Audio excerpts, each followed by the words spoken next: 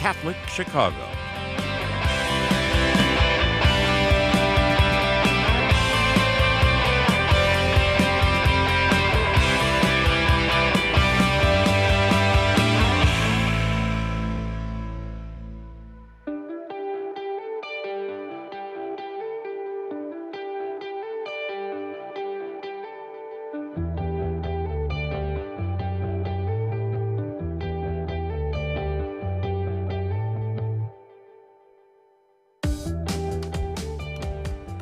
Good morning, and welcome to the Voice of Charity. I'm Phil Zepeda here with my colleague, Katie Bredemann. Good morning, Katie. Good morning, Phil. We are thrilled to be with you this morning. Everybody listening on WNDZ and on that 750 AM on your radio dial, and all those who are watching the live stream on YouTube at Catholic Chicago, which is the account for the Archdiocese of Chicago.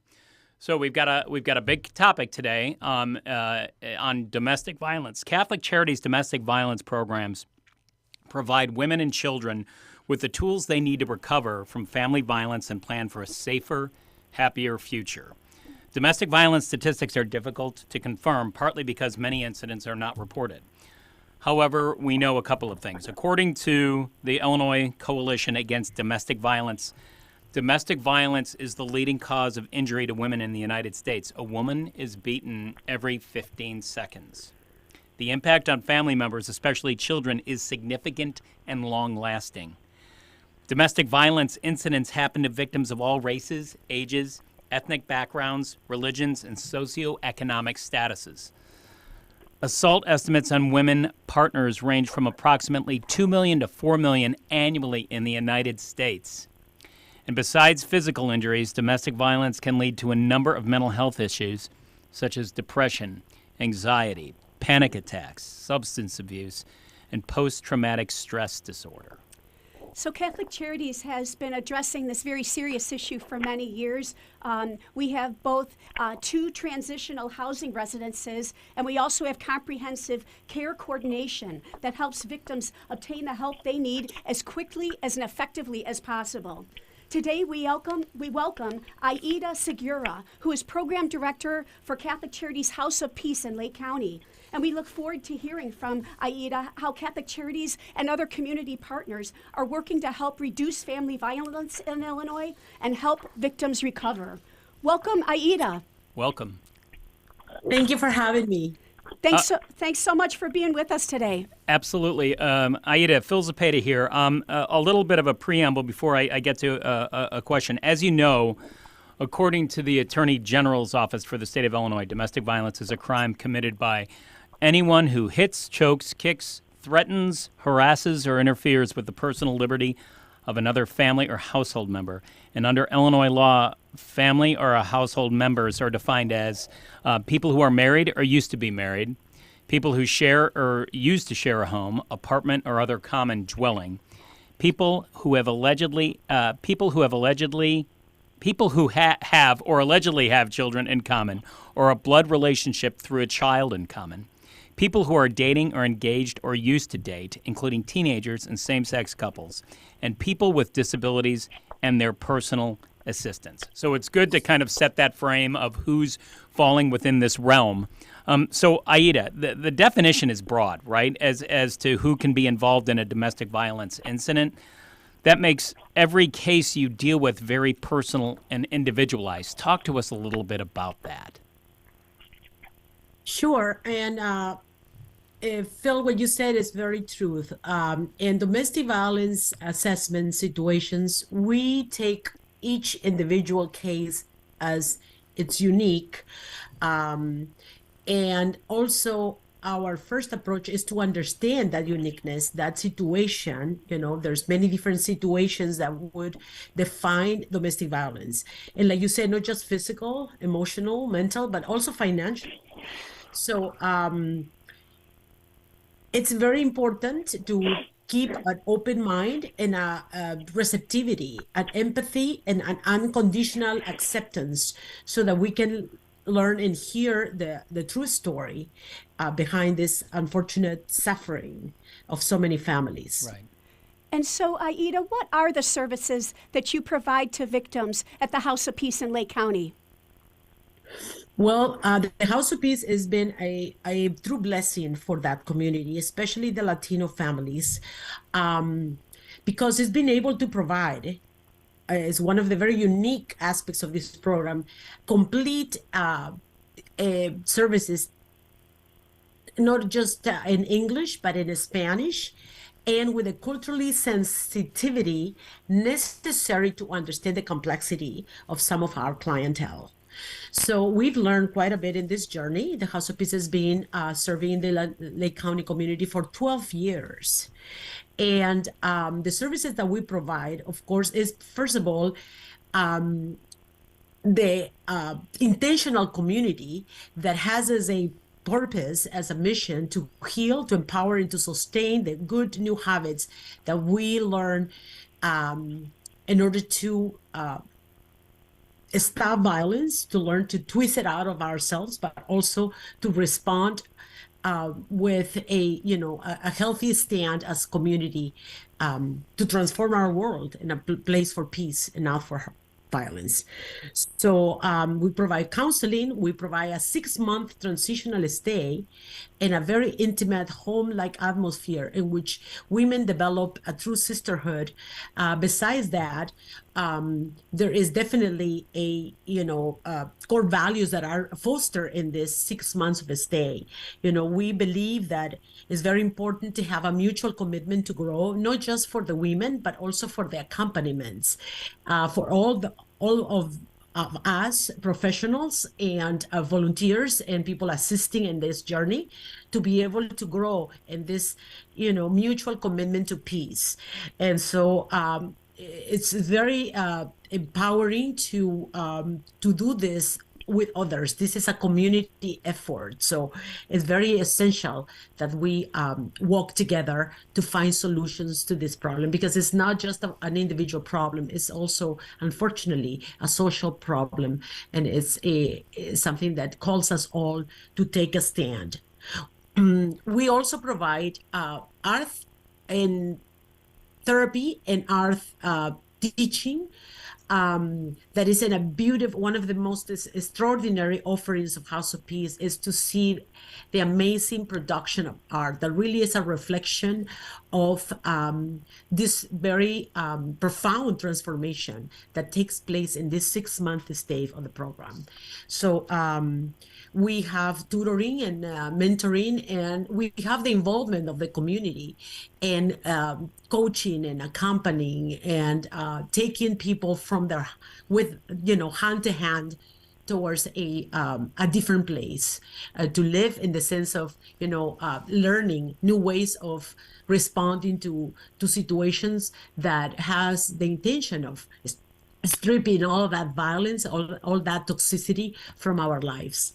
And because we're a faith community, faith is a tremendous source of strength and resilience, and also is something that we foster and that we feel like it's an essential element, and providing that that culture, that microculture of love and transformation. Mm-hmm. Aida, you painted such a beautiful picture of this accompaniment that you and the other caseworkers that are working at the House of Peace do. It's just so dynamic and so thoughtful. Give us an idea of the volume of victims and families that are currently residing at the House of Peace. And then take us through what the first steps might be when you're welcoming a new family into this environment. Sure. Well, the House of Peace, like I said, it's a 6-month stay. So when we talk about House of Peace, we took really a program of rehabilitation, almost a program of recommitting to our healthy life. So women have to be ready to make this decision. This is not like an easy decision. It requires profound discernment. So part of the approach that we have at the House of Peace is to basically listen first to the story of each individual woman and their family, and to discern together and help women to arrive to a decision that they feel ready to do. We work with women in many different kinds of situations, women that are ready to leave, women that are not ready to leave, women that, are contemplating, but still have a lot of considerations. It's a really tough decision, and we respect absolutely this spectrum of readiness. And so first approach is usually a very, profound encounter of listening and understanding, and also take the steps to help women to come to their own decision. And for that, she has to participate in coming to the program, meeting with us for counseling, also coming to our support group, which is the Phoenix group, which is an essential element in our community response to domestic violence, because is the group, the community of all the women who have already come around and have been able to basically model new ways and new ways of growing, new ways of changing and transforming their family lives into places where there is love and where there is care and safety. So we connect basically the women to the resources that we have to help these women make her decision when she's ready to leave. We don't want to ever press or push or do something that is not there. It has to come from a space of readiness, a space of being, decided within oneself that this is the next step to take. Mm-hmm. So, Aida, thank you for that comprehensive answer. It's an important distinction to make that Catholic Charities does not offer immediate shelter for victims, right, who suddenly have to leave their homes. We refer people looking for immediate assistance to 911 and other partners and other domestic violence shelters if needed, and then we meet them to begin the case management services. To talk to see if they fit and they're a candidate for one of our two residences to develop that recovery and that plan for a new future. And I'm right to say that, correct? Exactly. Yes. So basically what I think as Catholic Charities, House of Peace, and my personal learning in this 12 years of journeying with these women is that we have a lot more to offer when we are able to provide, a longer term of recovery. 6-month stay gives us kind of a nice time, a good 6 month in which we can actually program, capacities and opportunities for women to deal, first of all, with the healing aspects of it, to heal the wounds of this unfortunate situation in their lives, to work through the trauma, so be trauma informed, help us to provide those resources for women, that companionship, that, intimate space of healing, and then empowering, because we want to provide them with tools to basically rebuild their lives, so that means jobs, that means education, that means perhaps children's children being in a new environment, relocation, etc. So women work very diligently at obtain these new skills, and in an emergency type of shelter is very different. It's kind of a one, sort of people come in and out. And I think the choice of offering a transitional program provides women with a lot more opportunity to really work deeply on this transformation. And finally, after the empowering the aspects of, providing them with those tools and see them develop them during this 6-month stay, we support the sustainability of the good changes they began. So that's where the aftercare, the Phoenix program, comes in as an intentional community that sustain those changes, and that becomes sort of a point of reference for these women in recovery. So, and all of a sudden we have women modeling to each other, a new way of being, a new mentality also, and a way also to share, like I said, the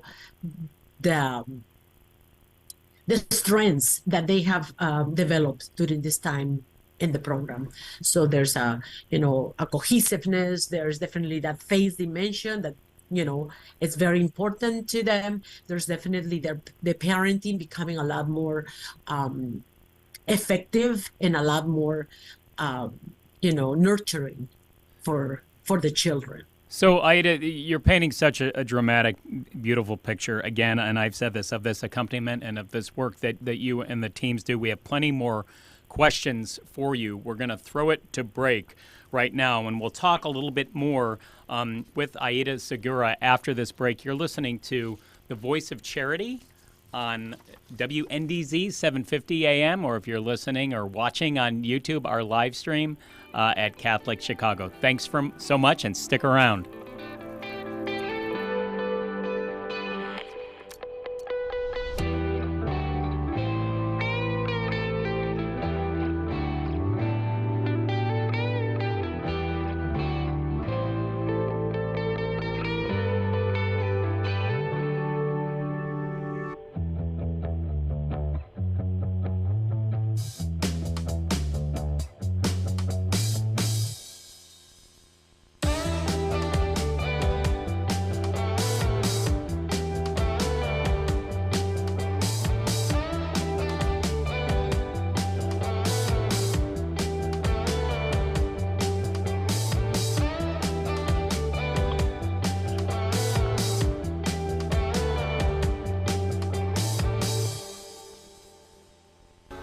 Catholic Charities invites you to First Look for Charity, an extraordinary black tie evening at McCormick Place on Friday, February 10th.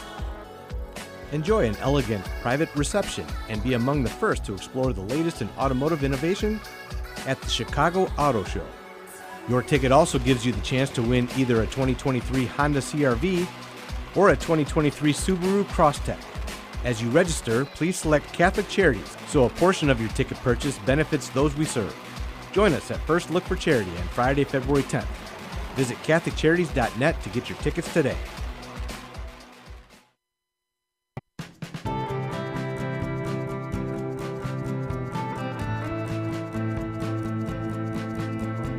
People always say, how can you spend your day with 3-year-olds? Seeing the changes that they go through and just the journey and how they grow, this is a very rewarding job. Even though at the end of the day, we're not the highest paid people on earth. And when I have a parent contact me and say, my child loves school, that to me, I'm setting that foundation for their love of learning. Because really, you are changing lives. You are molding lives. Shape the next generation of leaders. Teach. Apply today at artchicago.org/schooljobs. For more than 20 years, Catholic Charities Adult Protective Services has been advocating for seniors who are the victims of abuse, neglect, confinement, or financial exploitation. With our partners at local, city, and state agencies, our trained case managers follow through on every concern that is brought to our attention in a cooperative way to ensure that our seniors are safe and protected. According to the Illinois Department on Aging, last year nearly 21,000 cases of elder abuse were reported in Illinois. Of these, only 5% were reported by seniors themselves. So raising awareness is an important part of this issue. If you are concerned about a senior you know, call 800-252-8966. That's 800-252-8966. With your help, and look out for the seniors in our lives.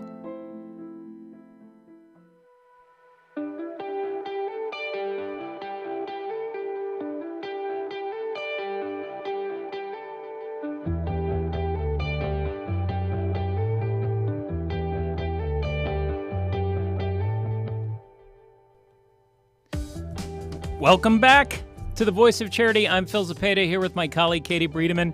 We are talking to Aida Segura of the House of Peace, a Catholic Charities program for domestic violence. We are thrilled to have her with us. She's painting such a lovely picture and portrait of our work with survivors of domestic violence. A couple of things to note here that are important. Right now, Aida tells us that the House of Peace is at full capacity with 6 families that they're working with. And last year, in our fiscal year, 2022, the House of Peace and the House of the Good Shepherd, our other domestic violence transitional residence program, had nearly 100 clients. So definitely the need is out there, and that's just the touch that we have. There's so much more that's prevalent. And recognizing that touch requires great personalization at the very much at the human level. So with keeping that in mind, Aida, what types of activities do you encourage victims and their families to find support in and find that commonality with other victims? Well, the House of Peace is a home. So just the act of coexisting together, living, and empowering opportunity to make decisions on their own home is such an affirming way of beginning their recovery.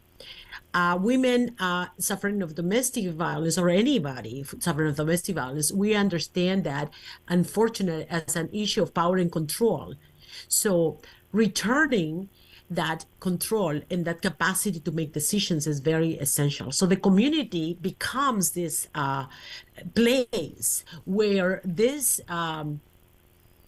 new attitudes, are able to be practiced. In other words, women make decisions in their home. They organize themselves for taking cooking shifts, cleaning their home, organizing, taking turns caring with and doing activities with their own children.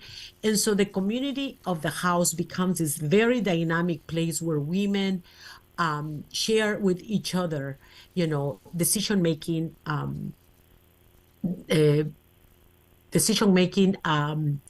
situations that give them bit by bit control back into their lives.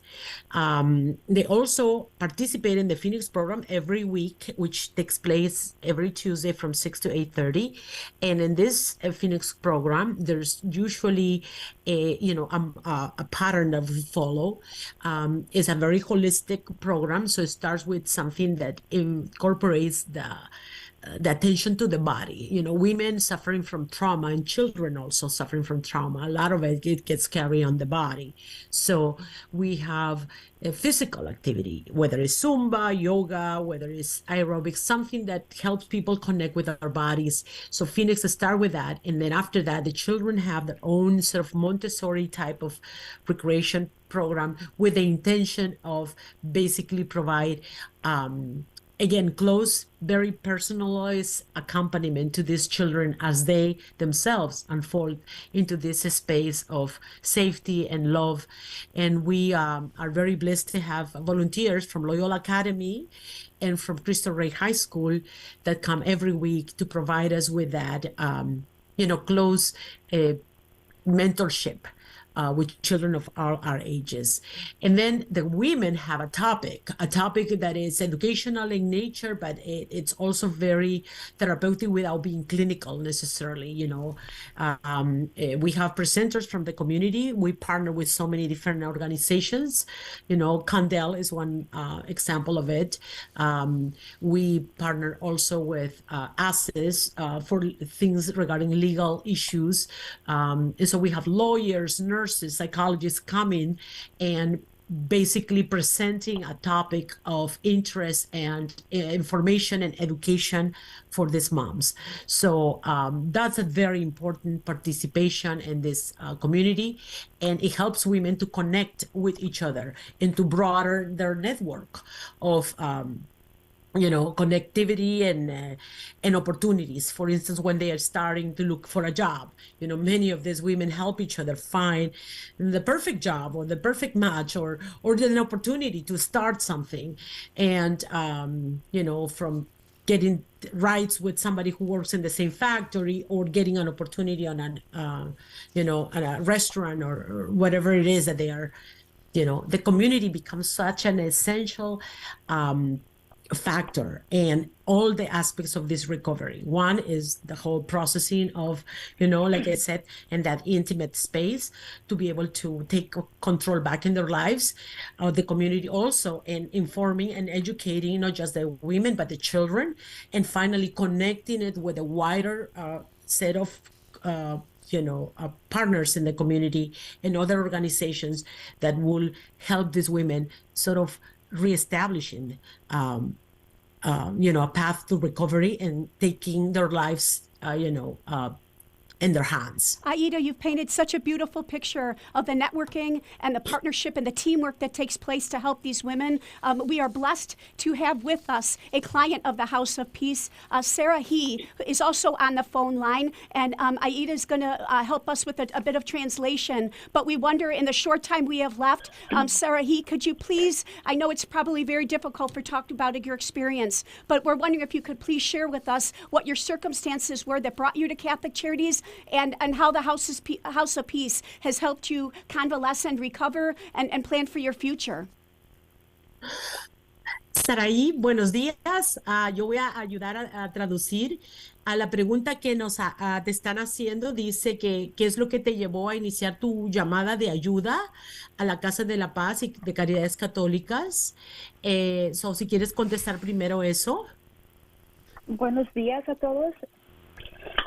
Ok, lo que me llevó a llamar fue es el querer el cambio para mi vida y para mis hijas en el estilo de vida que llevaba, y no quería que hubiese más violencia en nuestras vidas.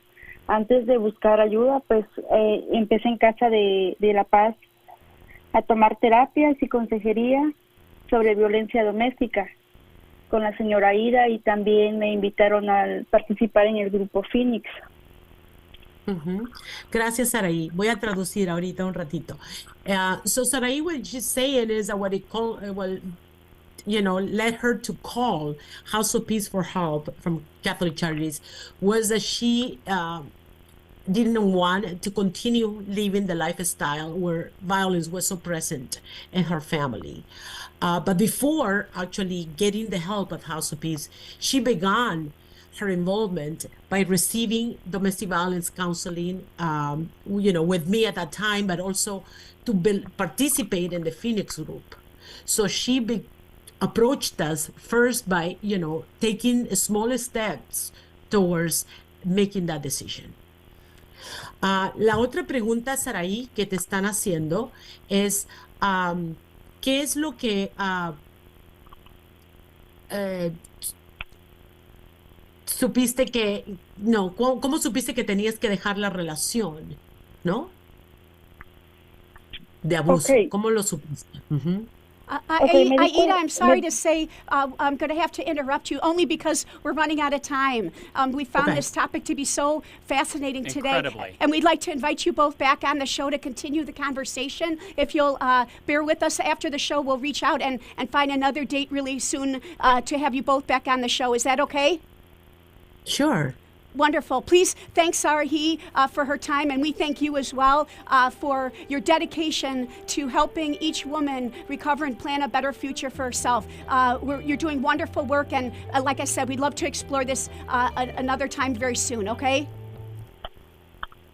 Sounds good. Thank you. Thank you for being with us today. Thank you so much. We're sorry we ran out of time. And we invite all of you back again next week for another edition of The Voice of Charity. For now, this is Katie Bredemann with Phil Zepeda. And we thank you as always for tuning in and believing in the mission of Catholic Charities. Join us every Monday through Friday at this time for Catholic Chicago. You can stream our programs live or listen to past programs by visiting our website, archchicago.org, and clicking on Radio TV. And please connect with Catholic Chicago on social media.